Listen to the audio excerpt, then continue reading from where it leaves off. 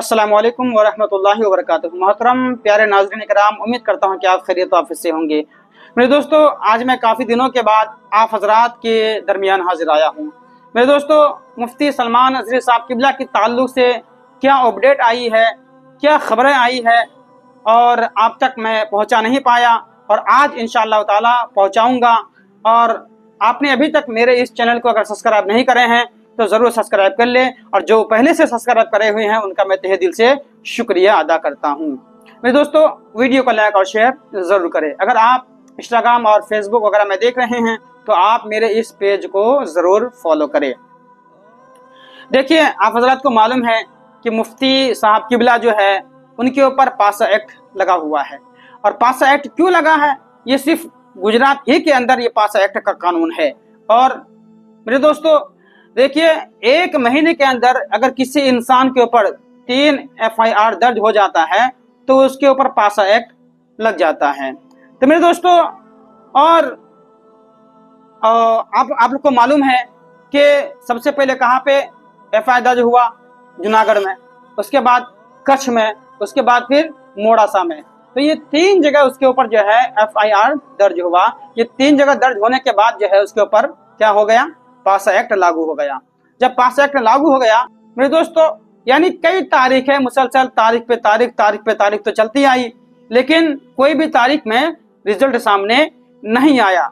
आखिरकार उनके जो वकील हजरात है, उनके वकील हजरात जो है बहुत काफी हद तक जो है कोशिश बड़ी ताकत लगा कोशिश कर रहे हैं, लेकिन मेरे दोस्तों कोई भी रिजल्ट अभी सामने नहीं आया है। अब जो लास्ट तारीख थी 29 जुलाई मेरे दोस्तों, तो 29 जुलाई को जो सुनवाई हुई तो हुई, लेकिन वो सुनवाई के बाद रिजल्ट सामने नहीं आया। मुफ्ती सलमान अज़हरी साहब क़िबला को रिहा नहीं करे, उनकी रिहाई नहीं हुई, जमानत नहीं हुई। लेकिन मेरे दोस्तों, बस 29 जुलाई के बाद फिर अब कोई नई तारीख मिली है या नहीं मिली है?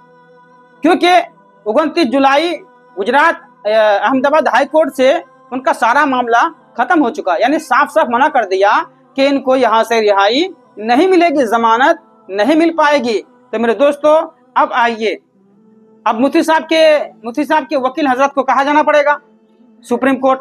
तो मेरे दोस्तों, सुप्रीम कोर्ट जाने से पहले 1 तारीख मुफ्ती साहब क़िबला को फिर मिल गई है। 1 तारीख फिर से मिल गई है। वो तारीख कौन सी है? वो तारीख है 20 अगस्त 2024। आज 12 अगस्त है। आज से ठीक 8 दिन बाद यानी मुफ्ती साहब क़िबला की फिर से तारीख आई है और फिर से सुनवाई होगी। मेरे दोस्तों, अब जो कच्छ और मोड़ासा, ये 2 जगह जो FIR दर्ज हुआ, तो ये दोनों जगह के ये दोनों मामला को लेकर जो है 20 अगस्त को जो है फिर से सुनवाई है। तो आप दुआ करें कि ये दोनों जगह का मामला जो है खत्म हो जाए, यानी डिस्पोज हो जाए। ये दोनों FIR जो दर्ज हुआ है, ये दोनों क्या हो जाए? खत्म हो जाए। तो जाहिर सी बात है, अगर ये दोनों केसेस अगर खत्म हो जाए तो मुफ्ती साहब के लिए बिल्कुल आसान हो जाएगा, बिल्कुल आसान हो जाएगा। उसके ऊपर पासा ही नहीं रहेगा, क्योंकि ये दोनों केस अगर खत्म हो जाए तो पासा ही खत्म। उसके लिए मुफ्ती साहब क़िबला के लिए जो है बहुत आसानी हो जाएगी। 20 अगस्त को सुनवाई है। आप हजरात से गुजारिश है कि आप हजरात बिलखुसूस मुफ्ती सलमान अज़हरी साहब क़िबला के ताल्लुक से, और इससे ज्यादा बिलखुसूस मौलाना कमर गनी उस्मानी साहब क़िबला के लिए, ये मुफ्ती साहब क़िबला तो आज 6 महीने से हैं और मौलाना कमर गनी उस्मानी साहब कम अज कम 2 से 2.5 साल हो गए, जो आज भी वो जेल के सलाखों के पीछे हैं।